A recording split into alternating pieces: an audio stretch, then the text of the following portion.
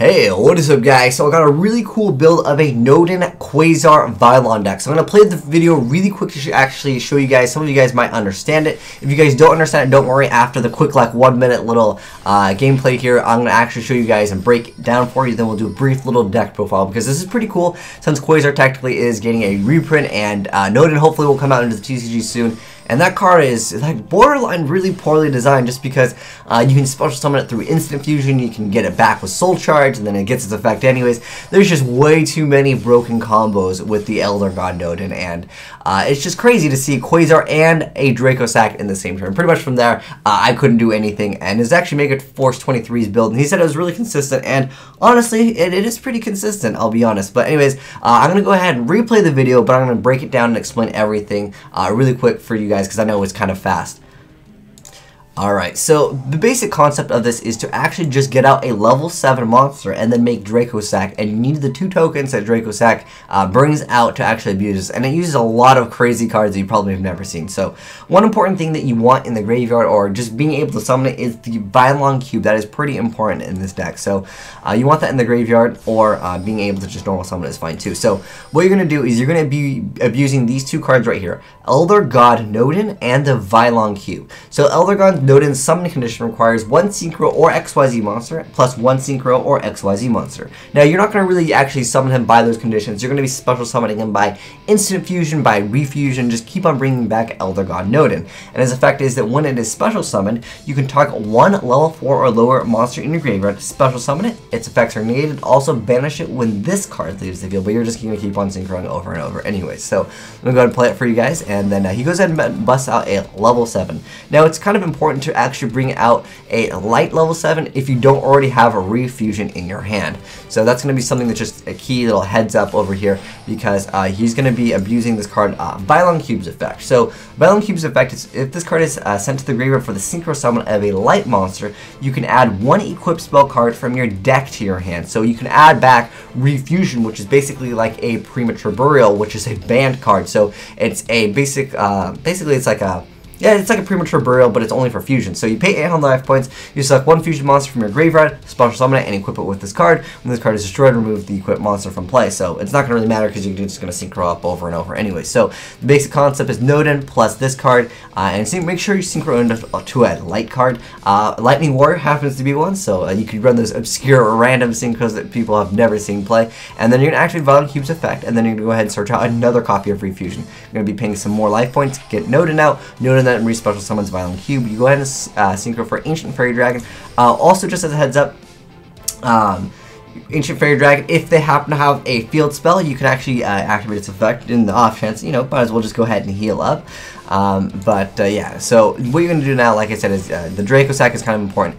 And then Emergency Teleport, because remember guys, he still hasn't technically normal summoned yet, so it's not like you really need this card. If you happen to draw into this card, you have the ability to go to it. Also, you technically went minus by activating the Magical Mallet, but it just helps him try to get it out as quickly as possible. But anyways, this card, Recover over here, it's a level 1 monster. It's almost like a Gloat Bulb, although you have to pay some life points, and its conditional is like a little bit higher to meet. But anyways, this card is in the graveyard, and your opponent has 5 or more cards in the extra deck than you do, which is pretty easy because you're going to keep on special summoning over and over. I mean, you need to use at least 5 to actually get to this stage anyway. So if they have 5 more cards in their extra deck than you do, you can pay 2,000 life points to special summon this card, and if you do banish it when it leaves the field, you can only activate this effect once per turn. But it doesn't really matter, you only need it once. I mean, you're making Quasar here, which pretty means you're going to win the game. Most games, unless you happen to run against a guy that's main decking Super Poly, then yeah. So you're going to go ahead and pay 2,000 life points, bring it back, just like Gloat Bulb, man. But there's this card over here. Oh, wait, hold on. I got to go to that card, because I think some players don't know about this card. It's the Phonon Pulse Dragon. So when this card is synchro summon, you can declare a level 1 through 3. This card becomes that level, but you can't special summon for the rest of the turn except for the synchro summon. Using this card as synchro material monster, you can only special summon one of them once per turn. So they kind of, I think they wanted to try to stop it from being super broken. But I mean, if you make a Quasar, you're pretty much in a position where you're gonna win anyways, and that's pretty much it. And he still has another copy of Refusion. So at at this point, I mean, most players would lose. I end up just folding at that point because, yeah, if there wasn't the Draco Sack here, I may have been able to pull some stuff off. But, yeah, it's a pretty insane deck because I know, like I said, Quasar is getting reprinted, so a lot of players are excited. But let's go into a quick little brief deck profile, and I'll show you guys the deck. Alright, so here's the deck profile for the Nodin Quasar Vylon build, and like I said, it's actually super consistent, and you look at these cards and you're like, what the heck is this? But it works. It's pretty cool because, yeah, just being able to bring out Quasar with obscure cards is always good in the game. Plus, having access to this card once this card comes out, I think this combo is just going to be very devastating for the game once Moonlight Rose Dragon comes out in the game. But anyways, let's go ahead and get started. So, he's playing 2 Felice and 3 Mathematician. If you guys wonder why the heck would you play Felice in this, you don't mill. The thing is, this card Mathematician actually just sends Felice to the graveyard. Felice then can actually trigger its effect and special summon itself, therefore allowing you to make a level 7 Synchro monster. So you can actually just go for that. One thing that I wanted to mention real quick is you can actually play Power Tool Dragon if you don't happen to have all of the, like, these are all still in the deck. You can just activate this effect, and then you can you know, reveal 3 equipped spell cards. So just as a heads up, maybe a suggestion for this guy that's running this deck. But yeah, you have access to that, so just as a heads up. But anyways, yeah, so 2 Felice, 3 Mathematician, 3 Curry Bandit, because you kind of want this card in the graveyard, or the Vylon Cube. That's pretty key in this build. And then 3 Vylon Cube, 2 card Ds, 3 Recover or Resurrect Tome, which is the OCG name, 3 Instant Fusion. That just allows you to bring Nodin, because this is the card that you're going to abuse. You really only need 1 as long as it doesn't get stopped, but if it gets stopped, you can hopefully work with it anyways. Next up, 1 for 1 and Hidden Armory. 1 for 1, oh, just as a heads up, you bring out this card over here. It's basically like 1 for 1 Glow Bulb. But the thing is, you are going to have to be playing 2,000 life points, which I know you're going to be paying a lot of life points, but I mean, if you make Quasar, there's a bunch of decks that just lose anyways. They just can't compete with Quasar anyways. And 1 Hidden Army, so you send 1 card from the top of your deck to the graveyard, and maybe you get really lucky and you'll send that actual good thing. But it has some quote-unquote downside where you cannot normal summon or set the turn you activate this effect, but you can see you don't even need your normal summon in this deck anyway, so that effect doesn't really apply. I mean, sometimes, like I said, if you happen to have Vylon Cube or if you have to normal summon this, yeah, there are some circumstances where it is viable, but for the most part, it's not really needed. Foolish Burial, you want to Foolish this guy over here or the Resurrect Tome, depending on the situation. 3 Mana, 2 Mana, you just try to make it as quickly as possible. I don't know if I would consider Poly Duality as a good card. You can try Upstart Goblins perhaps if you want to. Also, there's Super Poly just because if you happen to be able to make a Nodin, maybe your opponent opens up with a field that you don't want to deal with, and you could Super Poly, maybe you have some cards in the graveyard already, and then you can make Nodin, and then technically go off from there. 3 Emergency Teleport because here, Resurrect Tome is basically like getting out Glow Bulb, basically, like I said, is just really good.